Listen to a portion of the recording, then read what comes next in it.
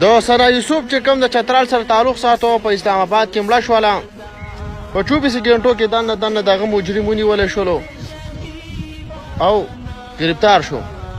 په دغه اسلام آباد کې زمونږ دنیا شه پښتانه مشران شهیدان شوي دي، زخمیان شوي دي، بیا دغه نه بعد شهیدان شوي، اوسه پورې یو قاتل نه دی گرفتار شوی.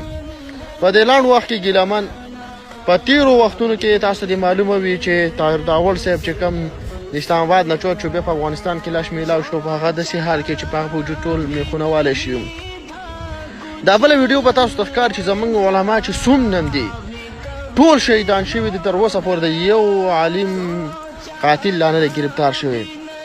او که موږ او تاسو وګورو د پاکستان ازادېدو کې لاس ازادۍ کې غټ لاس چې کوم دا د علماو کوم ټیم کې چې پاکستان ازادېدو نو په هغه ټیم کې علما خپل سینې د بارودو او دغه شانتي د دې ټینکونو یخته پراته وو. اوس دا خبره هم ټیک ده ټیک ټاکر قاتلان گرفتار شو، دا ښه خبره ده چې هغې ته سزا میلاو شي، ځکه چې څوک هم ظلم کوي موږ د ظلم خلاف یو او چې چا سره ظلم کیږي موږ د هغې خلاف یو، هر چا ته د انصاف میلاو شي.